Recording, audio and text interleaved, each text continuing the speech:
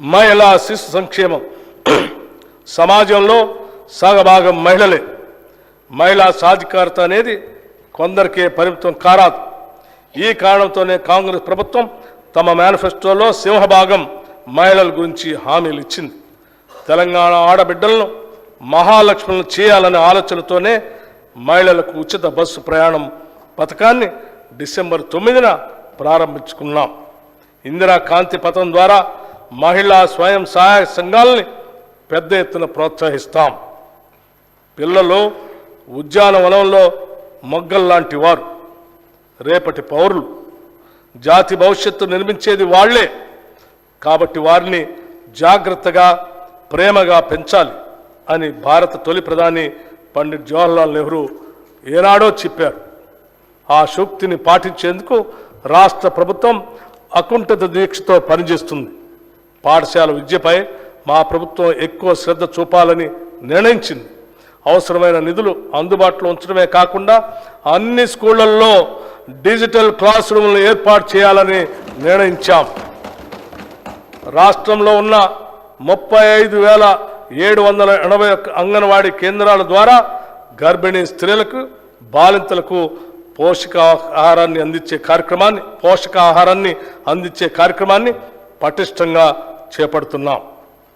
విద్యారంగం తెలంగాణ రాష్ట్రాన్ని ఎడ్యుకేషన్ హబ్గా తయారు చేయాలనేది రాష్ట్ర ప్రభుత్వ సంకల్పం. అంతేకాదు పేదవారు సైతం ఉన్నత విద్యను అందుకునే విధంగా ఫీజు రియంబర్స్మెంట్ విధానాన్ని తీసుకొచ్చింది కాంగ్రెస్ ప్రభుత్వమే. అయితే గత ప్రభుత్వం ఫీజు రియంబర్స్మెంట్ నిధులను సరైన సమయంలో విడుదల చేయకపోవటం వల్ల ఎంతోమంది విద్యార్థులు తమ చదువు పూర్తయి కూడా కాలేజీల నుండి తమ అర్హత సర్టిఫికెట్లు పొందలేక ఎన్నో విలువైన అవకాశాలు కోల్పోయి తీరని నష్టం చవిచూశారు. ఆనాడు కాంగ్రెస్ ప్రభుత్వం ప్రారంభించిన సాంప్రదాయాన్ని మరింత పకడ్బందీగా ముందుకు తీసుకువెళ్ళటానికి ఈనాటి మా ప్రభుత్వం కృతనిశ్చయంతో ఉంది. ఫీజు రియంబర్స్మెంట్తో పాటుగా ఎస్సీ, ఎస్టీ, బీసీ, మైనారిటీ బాలబాలికలకు ప్రస్తుత స్కాలర్షిప్లని సకాలంలో అందించేందుకు కూడా అన్ని ఏర్పాట్లను చేస్తున్నాం. ప్రతి మండలానికి అధునాతనమైన సౌకర్యాలతో, అంతర్జాతీయ ప్రమాణాలతో తెలంగాణ పబ్లిక్ స్కూల్ని ఏర్పాటు చేస్తామని ఈ సందర్భంగా మీకు తెలియజేస్తూ ఉన్నాం. కళాశాల స్థాయిలో ఉద్యోగానికి అవసరమైన మేరకు కోర్సులను ప్రవేశపెట్టి పోటీ ప్రపంచంలో తెలంగాణ విద్యార్థులు నెగ్గుకు రాగల సమర్థతను సమకూరుస్తాం. ఉన్నత విద్యా మండలిని పూర్తిగా ప్రక్షాళన చేసి ఉన్నత విద్యలో ప్రమాణాలని మెరుగుపరుస్తాం. పైలట్ ప్రతిపాదికన తెలంగాణ పబ్లిక్ స్కూల్స్ ఏర్పాటుకు ఈ బడ్జెట్లో 500 కోట్ల రూపాయలు ప్రతిపాదిస్తున్నాం.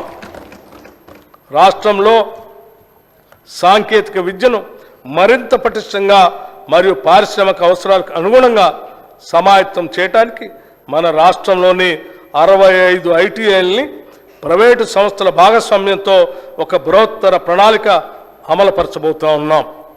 ఈ రంగంలో అనుభవం ఉన్న ప్రముఖ జాతీయ మరియు అంతర్జాతీయ సంస్థలు ప్రభుత్వంతో కలిసి పనిచేయడానికి ఆసక్తి చూపిస్తున్నాయి. ఇతర రాష్ట్రాల్లో మన అధికారులు బృందం అధ్యయనం చేయించి మనకు అవసరమైన రీతిలో ఒక ఉత్తమమైన ప్రణాళిక తయారు చేయడం జరిగింది. దీనిలో భాగంగా రాష్ట్రంలోని అన్ని ప్రభుత్వ ఐటీఐలకి కొత్త సాంకేతిక పరికరాలు అందించడం, వాటిని ఉపయోగించుకునేందుకు అవసరమైన శిక్షణను కొత్త కోర్సుల రూపంలో అందిస్తాం. ఈ ఐటీఐల్లో అదనంగా సీట్లు పెంచి ఎక్కువ మంది విద్యార్థులకి శిక్షణ అందిస్తాం. ఇక్కడ శిక్షణ పొందిన విద్యార్థులకి 100% ఉద్యోగాలు పొందేలాగా ప్రణాళిక ఉంటుంది. ఈ పథకానికి మంత్రివర్గ ఆమోదం కూడా లభించిందని చెప్పడానికి సంతోషిస్తున్నాను. స్కిల్ యూనివర్సిటీ ఏర్పాటుపై కూడా రాష్ట్ర ప్రభుత్వం ముందడుగు వేసింది.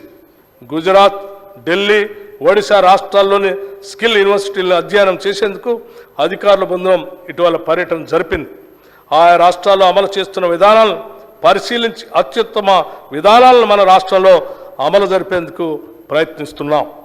ఉస్మానియా విశ్వవిద్యాలయం మొదలుకొని రాష్ట్రంలో ఉన్న అన్ని విశ్వవిద్యాలయాల్లో ఉన్నత విద్యను ప్రోత్సహించడానికి మౌలిక సదుపాయాల కల్పనకి 500 కోట్ల రూపాయలు ప్రతిపాదిస్తున్నాం.